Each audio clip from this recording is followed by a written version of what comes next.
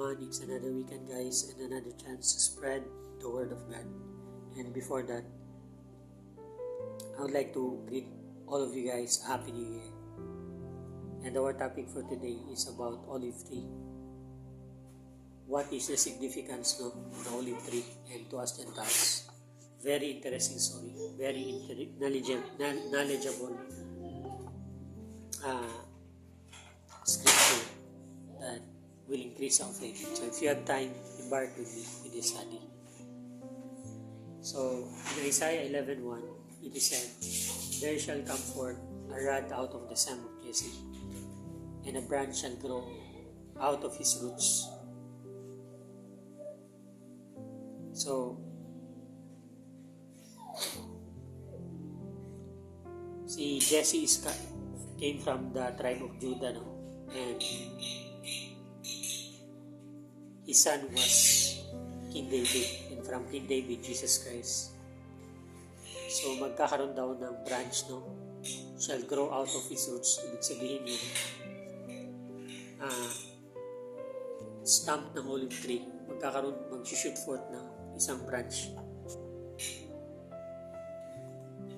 And in Matthew 2:23, "And he came and dwelt in a city called Nazareth, and it might be filled, which was spoken by the prophets, he shall be called a Nazarene." So, ito na yun, si Jesus Christ came from Nazareth. Like Prophet Isaiah prophesied that came from a root of Jesse. So Jesus Christ also came from Nazareth. A place or a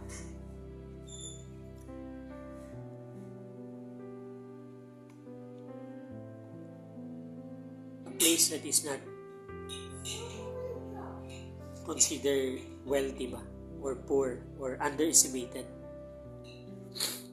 Even not just a place, no, even the people around Nazareth. Kasi yun naman talaga usually. Kung mahirap yung mahirap yung lugar, no, people tend to discriminate ba, na walang magagaling mabuti dyan. Kasi yun yan, mahirap. Usually mahirap. Karamihan.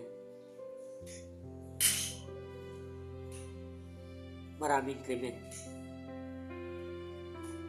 So, si Jesus Christ, sa Nazareth siya pinanganak, no?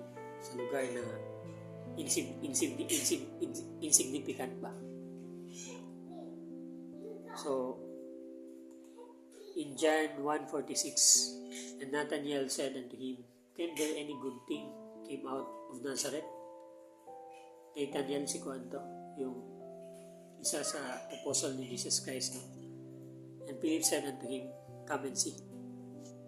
So, can any good thing come out of Nazareth? Kasi expected nila in Nazareth, walang mabuting magagawa yan. Walang mabuting maglalabas yan ba? Kasi nga mahirap na lugar. But, ito yung way ni God. He tends to use the broken, he tends to use the outcast, the insignificant people, the foolish one. So, ang sabi nga sa scripture in 1 Corinthians 1:27, "For God had chosen the foolish things of the world to confound the wise, and God had chosen the weak things of the world to confound the things which are mighty. For not many noble and not many wise men are called, but God had chosen the weak things of the world to confound the wise." Hindi marami, no? Hindi ibig sabihin lahat, but ang sinasabi is hindi maraming mighty, no? And noble na tinatawag ng Diyos, kukunti lang. Usually, tinatawag ng Diyos yung foolish. Ito yung pamamaraan ng Diyos Ginagamit niya yung mga maliliit. Ginagamit niya yung mga insignificant, yung mga castaway to His glory, to proclaim His kingdom.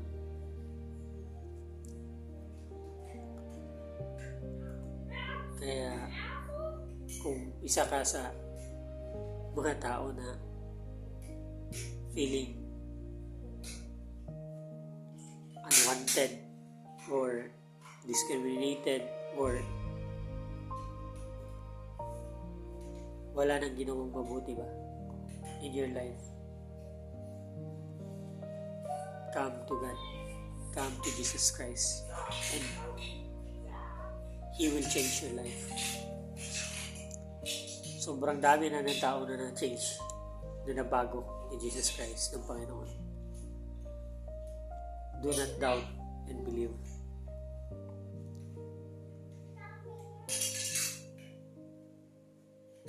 For the Word of God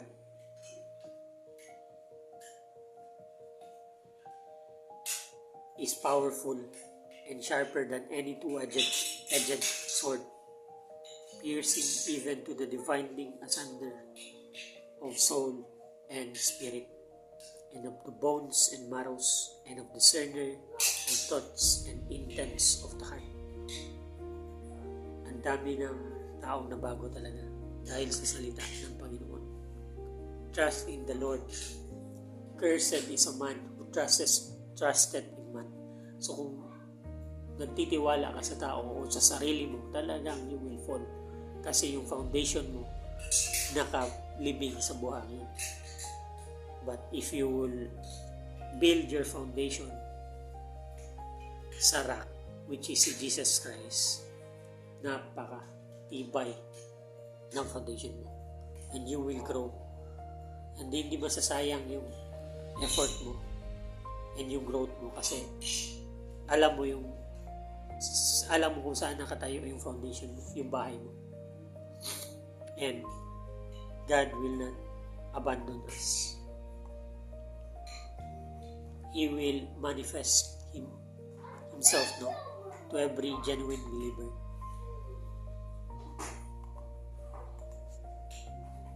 So in Romans 11 to 12, I say then, have they stumbled that they should fall? God forbid. But rather through their fall, salvation is common to the Gentiles, for to provoke them to jealousy. Now, if the fall of them be the riches of the world, and the diminishing of them be the riches of the Gentiles, how much more their fullness? So, ibig sabihin sa mga Israelites, so, have they stumbled? Natumba ba sila para sa wakas nila? God forbid, sabihin ni God, hindi. But, meaning, through their fall, dun sa disobedience nila at pag-disregard nila sa commandment ni God, nagkaroon ngayon ng sobrang laking grace, and nag-abound sa lahat ng mga tao in so many regions and corners of the world, nations and ethnics and tribes and mga lahi,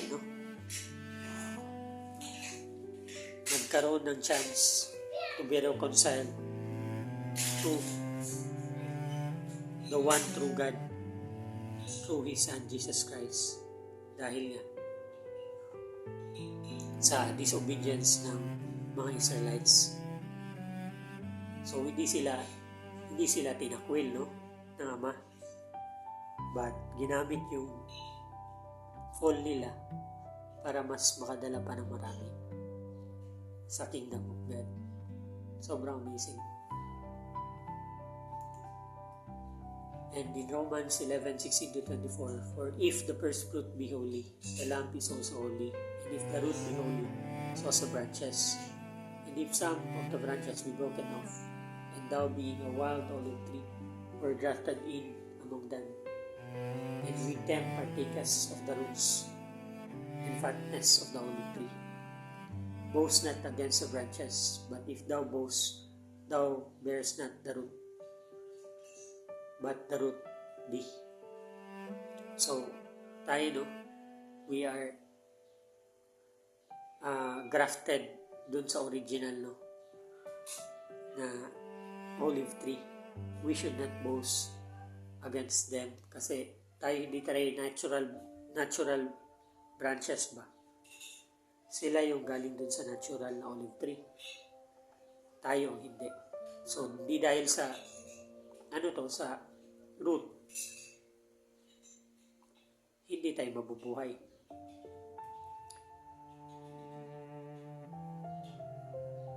Thou will say then, the branches of well, because of unbelief, they were broken off, and thou standest by faith. Be not high-minded, but fear. For if God spared not the natural branches, take heed, lest he also not spare thee. Behold, therefore, the goodness and severity of God on them which fell severity, but towards thee goodness, if thou continue in his goodness, otherwise thou shalt also be cut off. So yun nga, be not high-minded, but fear. Kung hindi nga in-spare, hindi nga pinatawad ni God yung natural branches, tayo pa kaya nag-grafted in lang. So we must not boast against the natural branches, against the Israelites. We must cooperate and pray for them, for their salvation.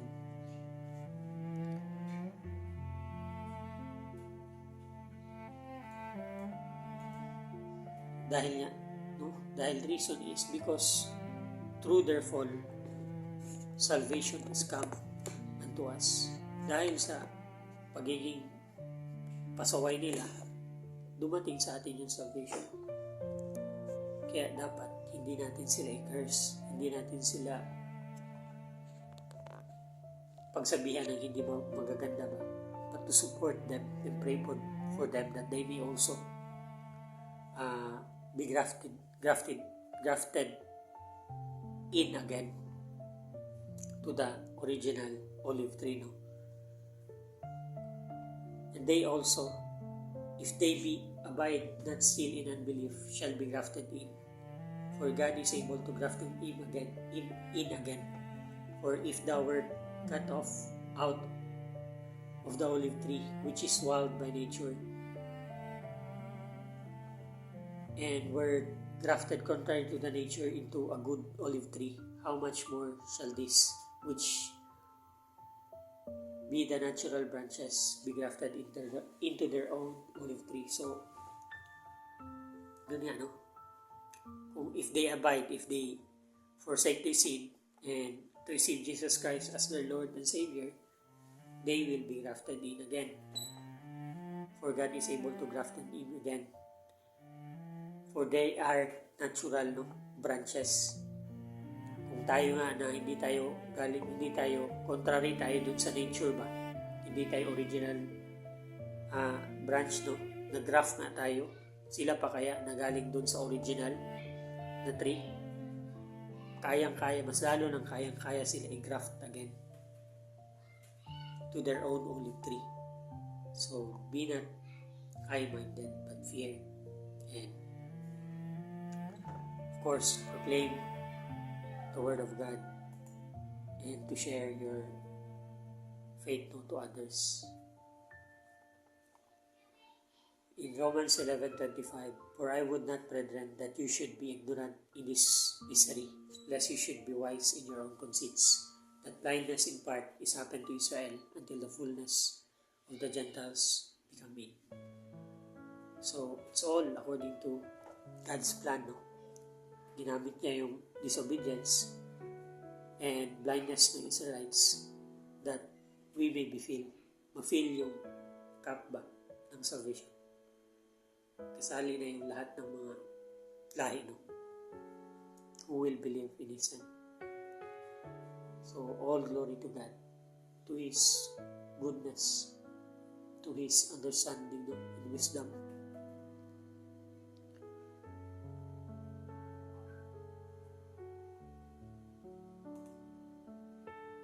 Napaka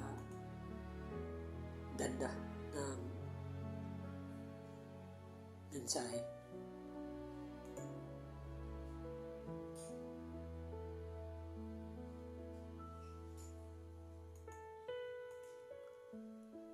In Philippians 2:12, wherefore, my beloved, as you have always obeyed, not as in my presence only, but now much more in my absence, work out your own salvation with fear and trembling.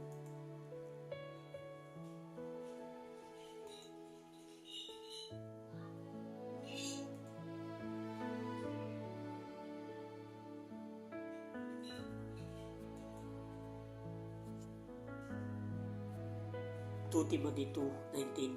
Nevertheless, the foundation of God standeth sure, having this seal, the Lord knoweth them that are his, and let everyone that nameth the name of Christ depart from iniquity. And the last scripture is in Isaiah 40:31. But they that wait upon the Lord shall renew their strength. They shall mount up with wings as eagles. They shall run and not be weary. They shall walk and not faint.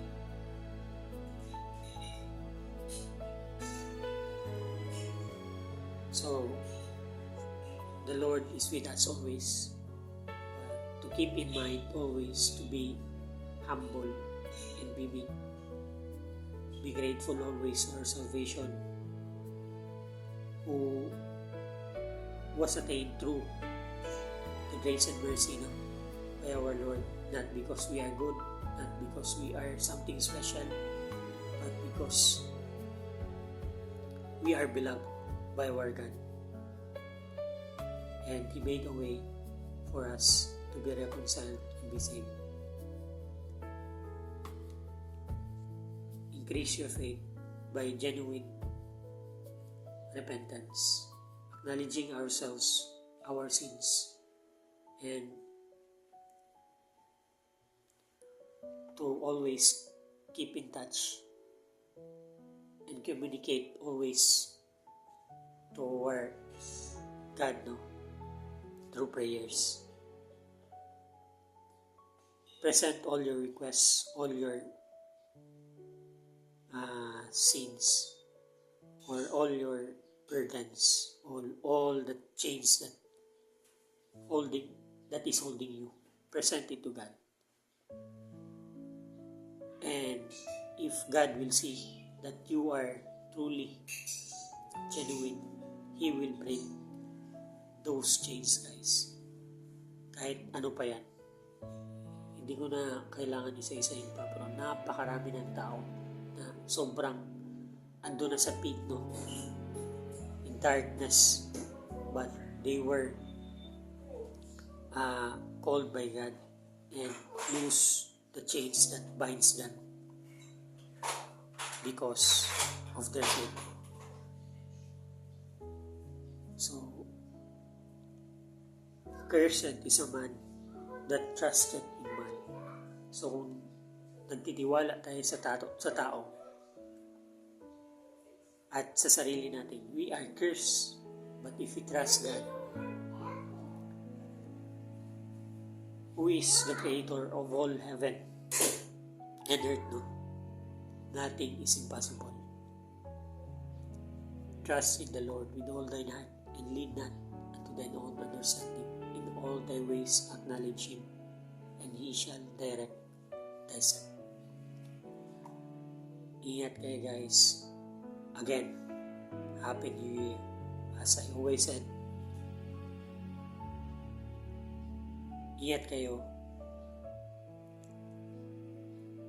and depart. As I always said, let's fear God and depart from evil.